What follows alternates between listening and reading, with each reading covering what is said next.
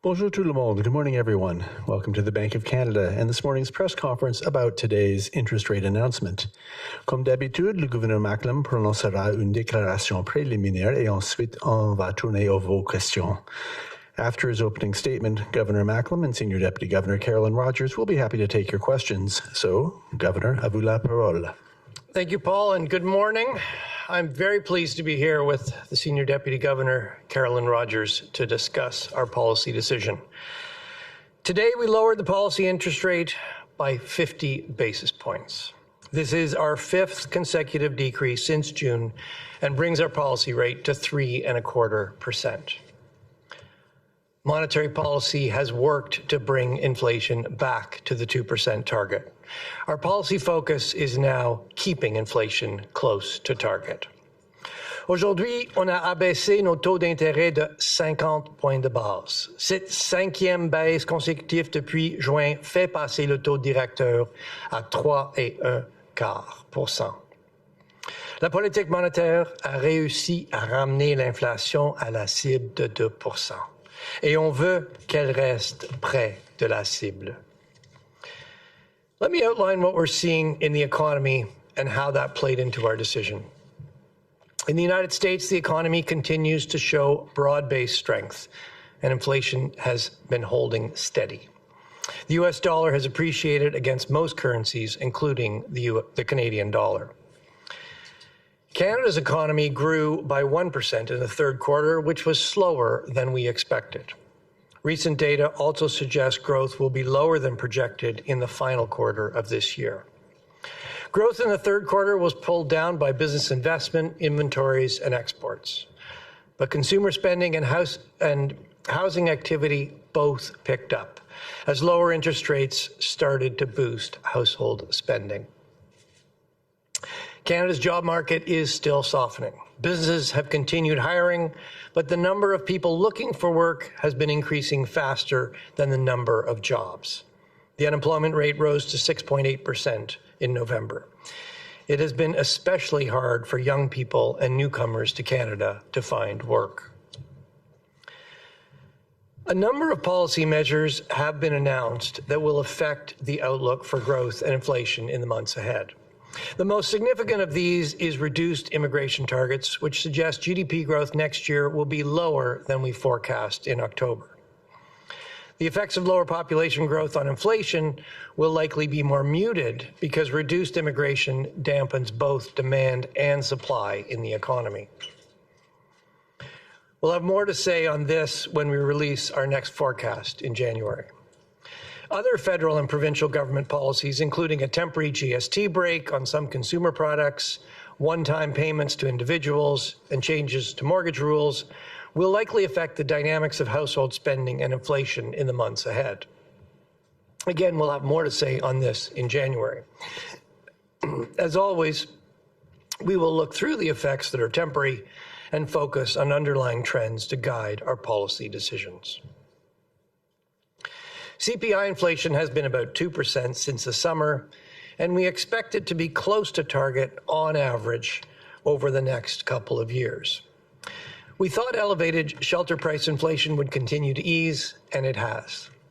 And the downward pressure on inflation from goods prices has also moderated as predicted. We expect the GST holiday to temporarily lower inflation to around 1.5% in January, but that effect will unwind after the GST break ends in mid-February. We will be looking at measures of core inflation to help us assess the trend in CPI inflation. While the upward and downward pressures on prices have been moderating, risk to the inflation outlook remain. Elevated wage increases combined with weak productivity could push inflation up. Or the economy could keep growing below its potential, which would pull inflation down. In addition, the economic outlook is clouded by the possibility of new tariffs on Canadian exports to the United States. No one knows how this will play out in the months ahead, whether tariffs will be imposed, what exemptions get agreed, or whether retaliatory measures will be taken. This is a major new uncertainty. En résumé, l'inflation est de retour à la cible de 2 %. Les taux d'intérêt plus bas commencent à stimuler les dépenses des ménages.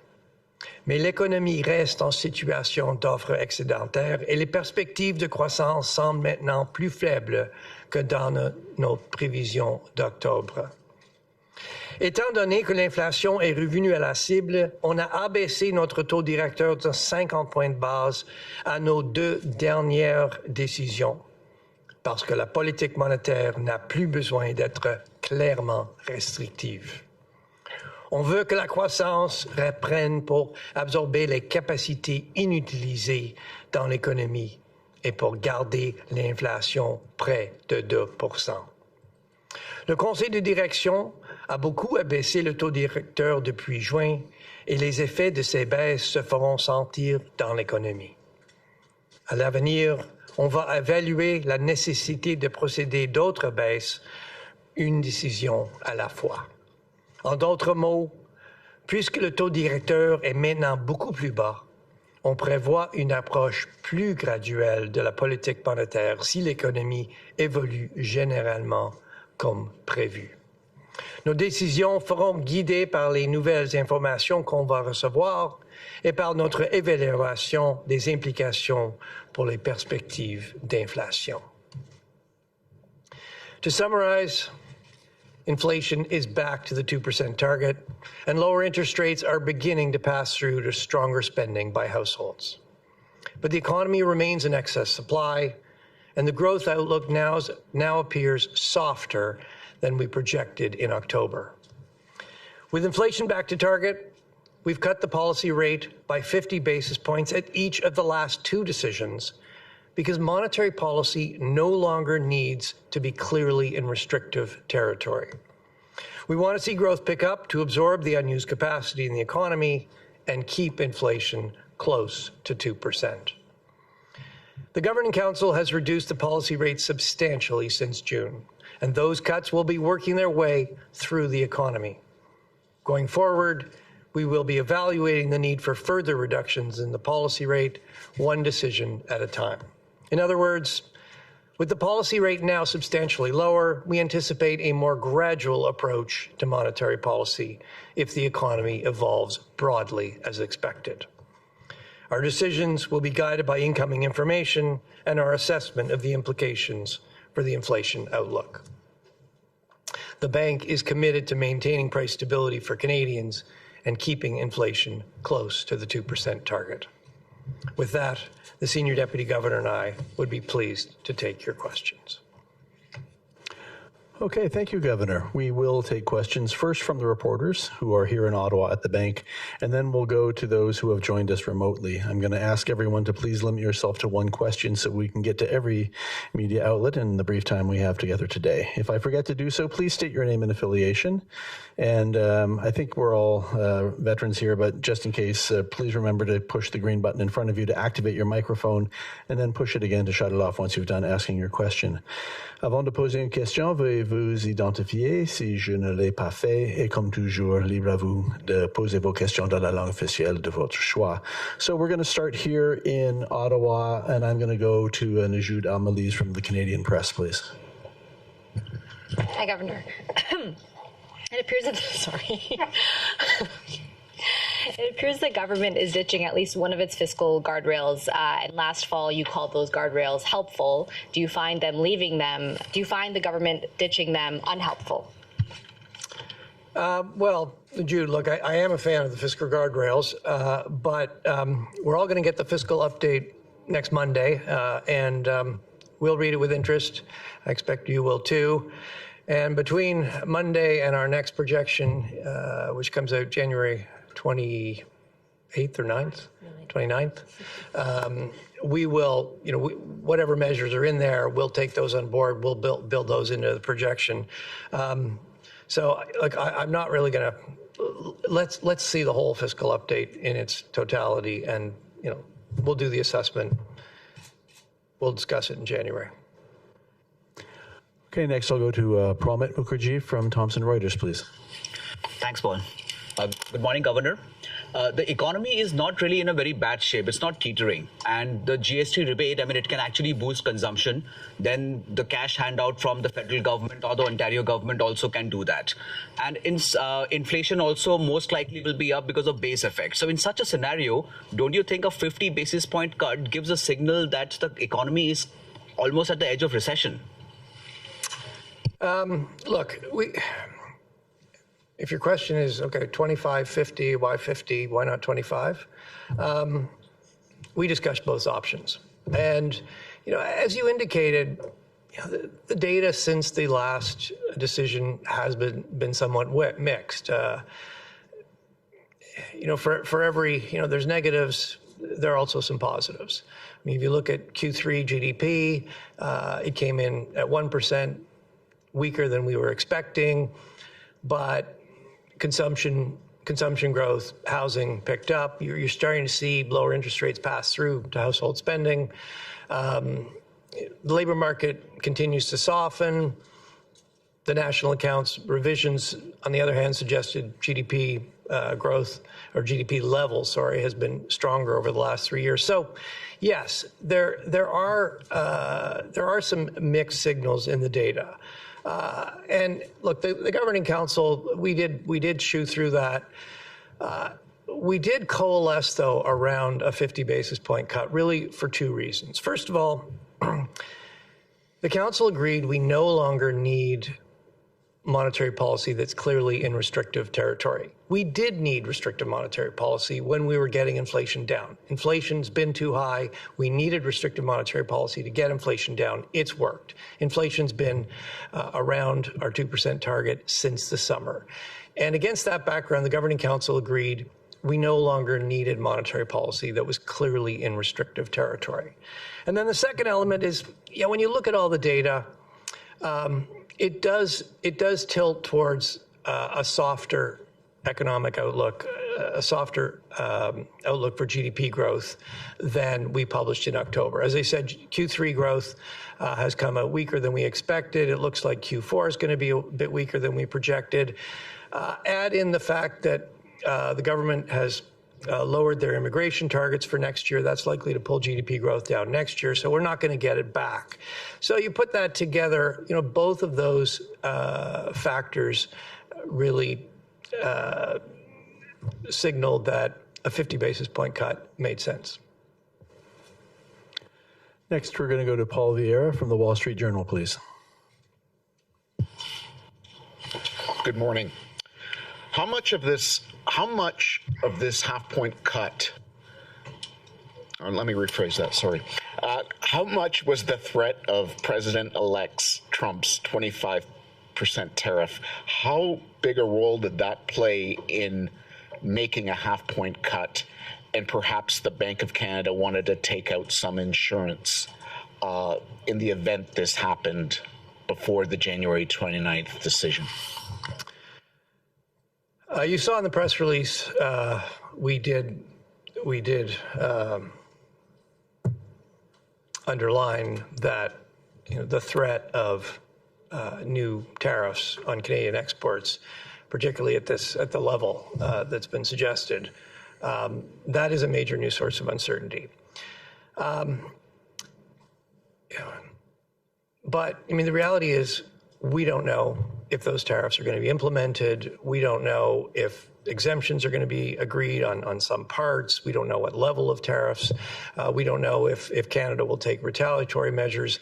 All those things, if you want to work through the economic consequences, all those things are very important for determining what this means for the Canadian economy. We can't run policy on something that might happen. We have highlighted that it is a major uncertainty, and certainly if you're a business considering making an investment decision, even that the fact that things are uncertain, that will probably hold back your decisions until there's some more clarity. So it is probably already having some effect on the data, but really the decision we took today reflects what we see in the data, and if there is a big change, we're going to have to take that on board. Look, there's no question that if these tariffs were to move forward at the level suggested, it would be highly disruptive to the Canadian economy. It would also be very disruptive for the U.S. economy. Hopefully that doesn't happen, but we did highlight it as a risk. Okay, next I'm going to call on Jordan Gowling from the Financial Post, please. Morning.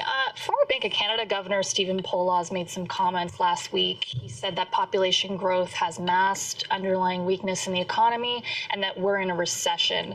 What's your response to the comments made by your predecessor? What's my response? Well, let me say how do we see it? I mean, I'll let people decide what adjective they want to put on it, but I mean, the traditional definition of a recession is at least two negative quarters of growth in a row. The Canadian economy is growing. Third quarter growth was 1%. It's not growing very quickly, but it is growing. Yes, as Stephen Poloz pointed out, if you look at things on a per capita basis, we have seen a number of negative quarters. And that really reflects the fact, yes, I mean, we are in excess supply. The economy has been soft. I think when you look at over the last couple of years, I mean, we've lowered inflation from 8.1% to 2%. And if you just look at the labor market, yes, the unemployment rate has gone up, but we have not seen widespread layoffs. We have not seen, people, widespread job losses as you would typically see in a recession. So, look, we needed to slow the economy. We needed weak growth to take the steam out of inflation. That has worked, but we haven't created widespread job losses as you would typically see in a recession.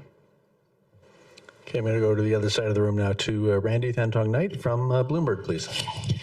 Hi, Governor. How much do you worry about Canadian dollar weakness leading to a surge in inflation down the line, or do you welcome a weaker loonie as a counterbalance to the potential U.S. tariffs and any retaliation from Canada?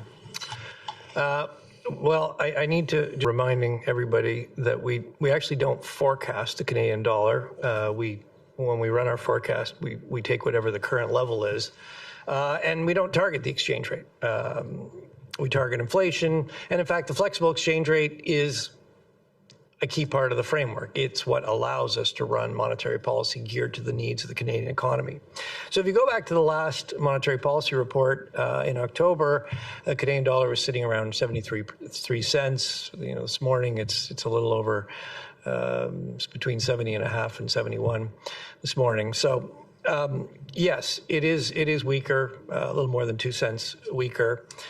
And so what is driving that depreciation? Well, I think most of that depreciation in the Canadian dollar is really an appreciation in the U.S. dollar. The U.S. dollar has been strong against pretty much every other currency. If you look at the Canadian dollar against other crosses relative to major currencies other than the U.S. dollar, it's actually very little changed.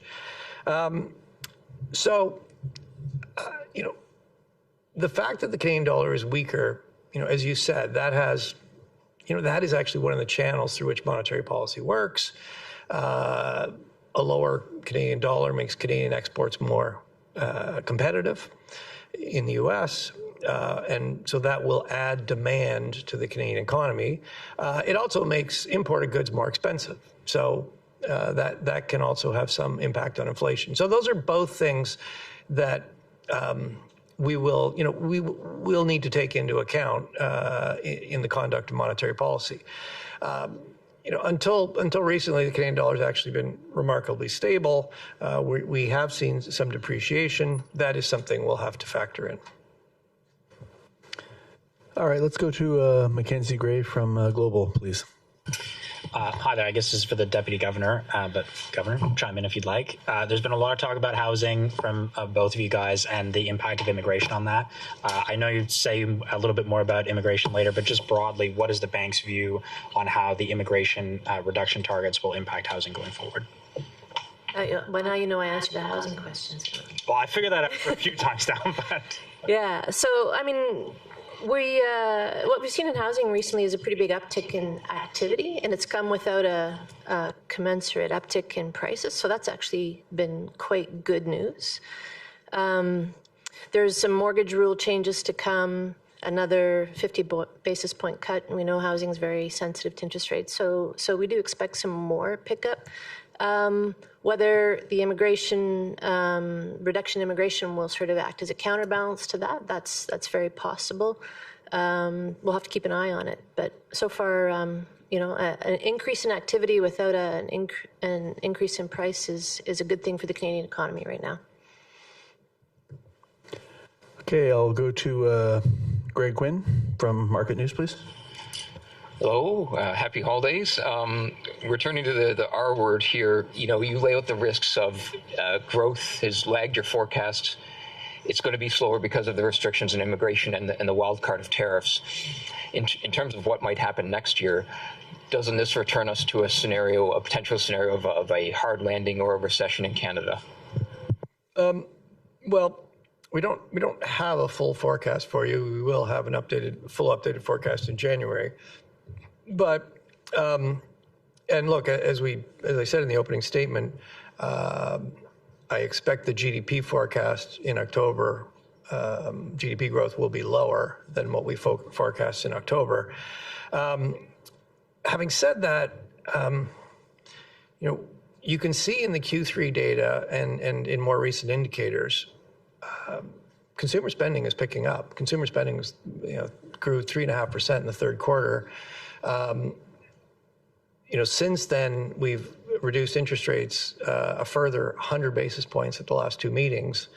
So, yes, we do think population growth is going to be coming down considerably next year.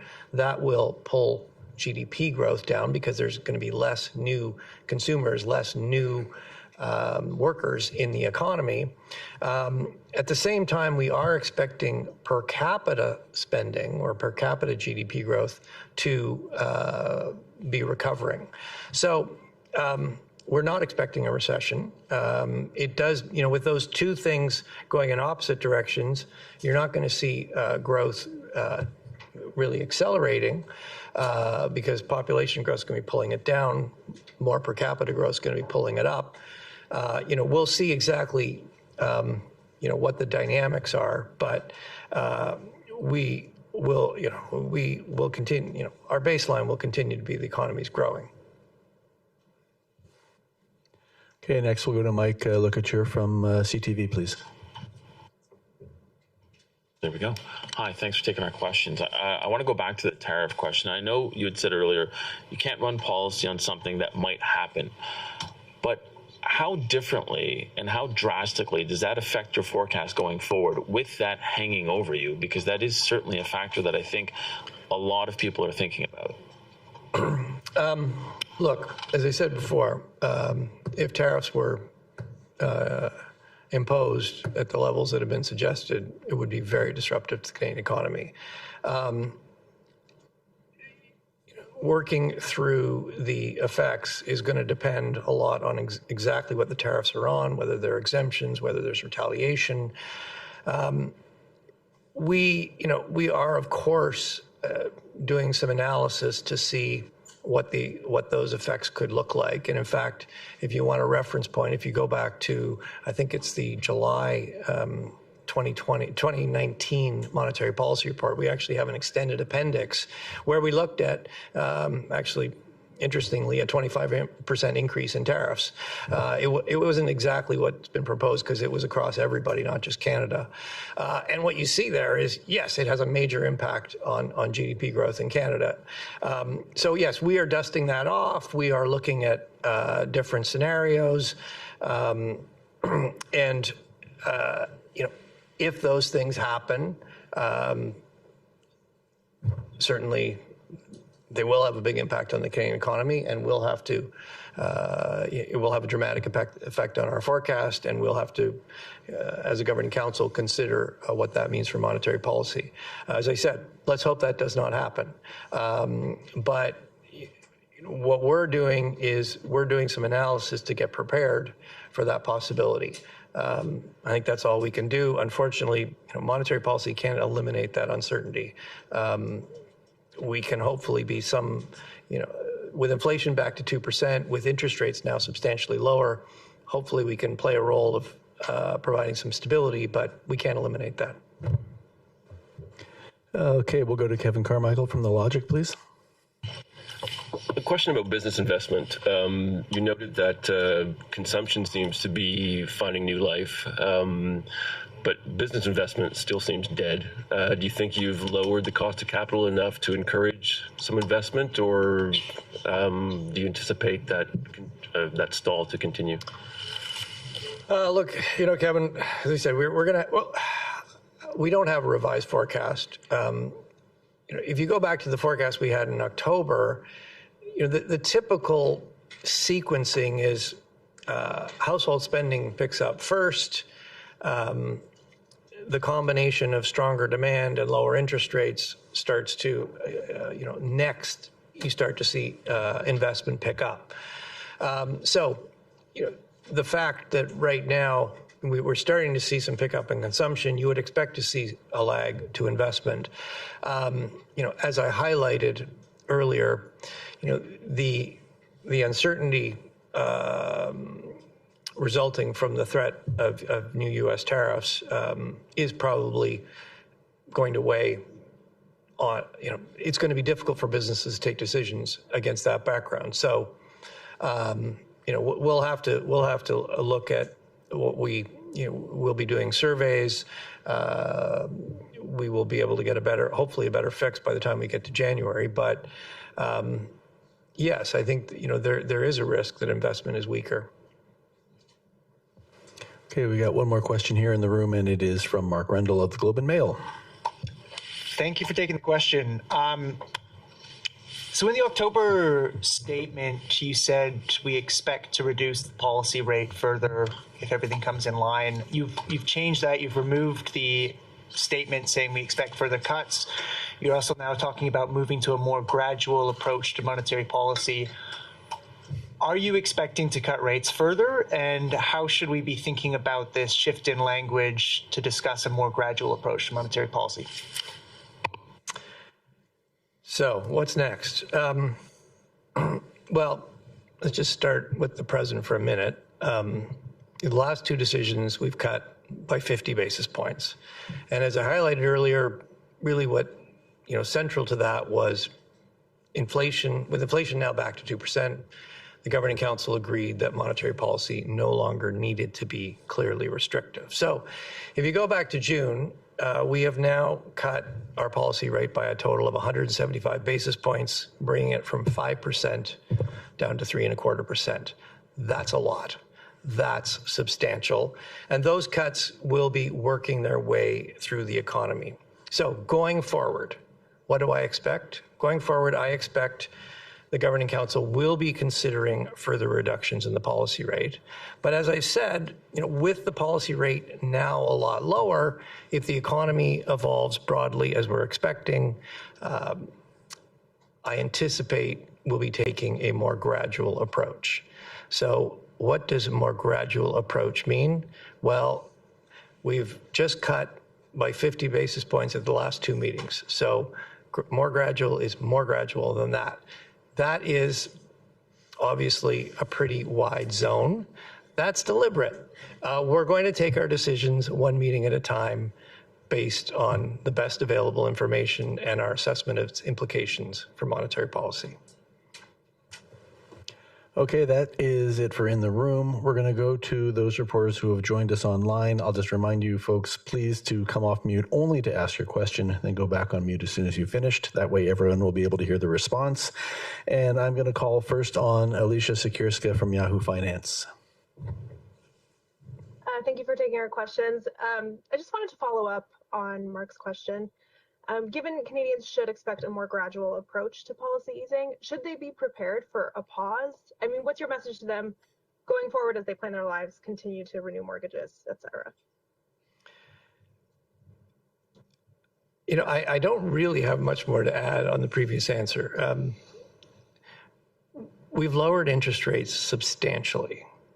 And at the last two meetings, we took two bigger than normal steps. What we're signaling is, yes, you know, we expect we will be considering further reductions, but when we look at things now, our thinking is we'll be taking a more gradual approach. And look, the reality is we're going to take those decisions one meeting at a time. We'll look at the information we have in January. We'll do the assessment. We'll take a decision. But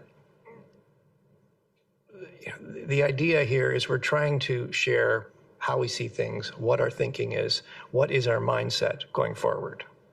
And these, you know, we want to be as clear as we can with Canadians, but we have to, you know, you got to remind people that, yeah, these are conditional statements. We're going to take our decisions one meeting at a time at the end of the day.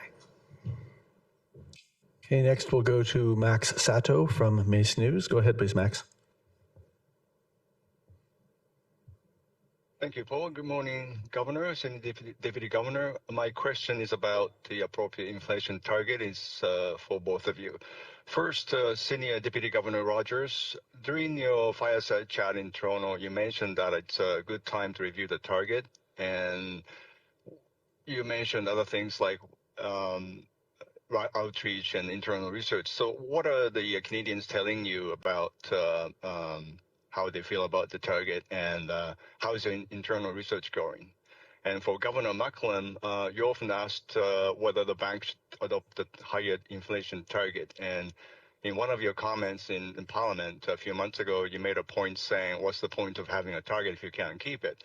Could you expand on that issue from the viewpoint of whether there's anything we could learn from other central banks' target ranges, such as Australia's 2 to 3% and India's 2 to 6? Thank you very much.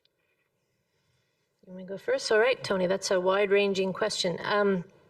So I think what I was referring to in the fireside chat is the bank regularly, every 5 years, reviews our inflation targeting framework, and that's coming up. And as part of that review, we always undertake a broad outreach to Canadians. We talk to academics, we talk to economists. That process is just getting going, so I can't give you a lot of feedback right now about what we're hearing from Canadians. But I can tell you that we will make sure that we give Canadians a chance to feed into that discussion. It's good timing in the sense that we're coming out of a period where we were all reminded how difficult inflation is for Canadians. And so I expect, perhaps unlike previous reviews we've done in past years, there will be more Canadians who want to participate and give their views this time around. Yes, you're right. I did say that, you know, if you change your target just because it's tough to get back to your target, well, you don't really have a target. And I am a big believer that, you know, the target does provide an important anchor to the whole system. As a senior deputy governor just highlighted, we do periodically, every 5 years, review our inflation targeting framework, our monetary policy framework. And that is the appropriate time to ask yourselves the questions, you know, is the framework that we have today the best available framework for the future? And so, yes, we will be, you know, we are starting to talk to Canadians, talk to business, talk to experts. I mean, right now it's been, a lot of it has been more about, well, what should the questions be? And I will have a little bit more to say about this actually next Monday in my year-end speech in Vancouver, because certainly as we look to next year, that is going to be an important, we will need to launch the review next year to be ready for 2026. Okay, we'll go now to Rob McClister from Mortgage Logic News, please. Good morning. Thanks partly to immigration, Canada is seeing a rising unemployment rate, but we're also seeing rising employment in general. So from the standpoint of driving inflation, does the persistent climb in absolute employment levels matter maybe a little bit more than the unemployment rate if it means more people are working, creating more aggregate demand?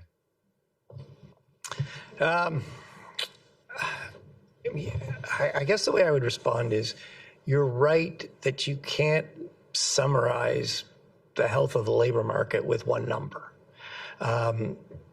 So you can't just look at the unemployment rate. You can't just look at the employment rate. You need to look at a range, the full range of indicators. And what are we seeing? Well, what we're seeing is that businesses are still hiring. Their hiring is not very strong. And importantly, it's not keeping up with the number of people that are entering the labor force. So you're seeing the unemployment rate go up. And if you look at the composition of who's unemployed, it is particularly concentrated in young people who are entering the labor force and newcomers to Canada that are entering the labor force. And what they're finding is it's taking a long time to find a job. And that is pushing up the overall unemployment rate. We haven't seen widespread layoffs. We haven't seen widespread job losses. But, when you look at the labor market overall, at an unemployment rate of 6.8%, and with youth unemployment having risen quite a bit, there is clearly some slack in the labor market. And going forward, we want to see growth pick up. We want to see hiring pick up. And that, the fact that we have lowered our policy rates substantially should start to boost growth further. We are starting to see already the pass-through to stronger household spending, and we expect to see household spending on a per capita basis as well as an absolute basis pick up further. Et pour terminer, nous avons Gérard Filion du réseau Radio-Canada. Gérard, Monsieur Filion. Oui, bonjour. Bonjour à vous deux. Vous en avez parlé à quelques reprises en anglais depuis tantôt. Est-ce que c'est possible de nous donner un peu votre explication en français sur les tarifs douaniers de 25% du président élu? Je comprends qu'une analyse plus complète sera faite en 2025, mais quel est le niveau d'incertitude ou d'inquiétude que la menace de tarifs douaniers de Donald Trump apporte sur les perspectives économiques et financières du Canada? Merci. C'est clair que c'est une grande incertitude et si ces tarifs sont mis en place, il y aura un grand effet sur l'économie canadienne. Comme j'ai mentionné, en termes de politique monétaire maintenant, on ne peut pas faire la politique monétaire maintenant.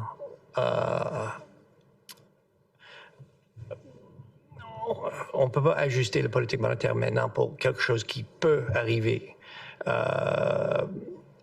Mais si ça arrive, oui, on anticipe qu'il y aura des grandes implications pour l'économie canadienne et ça, c'est quelque chose qu'on devrait regarder pour la politique monétaire. Les effets sur l'économie canadienne vont être influencés par plusieurs dimensions, dont les tarifs sont sur exactement quoi, à quel niveau, est-ce qu'il y a les exceptions, est-ce que le Canada met des tarifs sur les exportations des États-Unis. Donc, il y a toutes sortes de questions. Les effets vont être influencés de manière importante exactement qu'est-ce qui se passe. Maintenant, on prépare, on fait des analyses. Comme j'ai mentionné, nous avons une analyse dans notre rapport de politique monétaire de, je pense que c'est juillet 2019, où on a regardé un scénario. Nous sommes en train de regarder des scénarios et s'il y a des mesures concrètes, on va élaborer qu'est-ce qu'on pense peut être les effets. Mais à ce point-ci, c'est une grande incertitude. Okay, and with that, that will conclude today's press conference. Thank you, Governor, Senior Deputy Governor. Thank you all for joining us today. Thanks very much. Happy holidays. Yeah. Thanks for your work.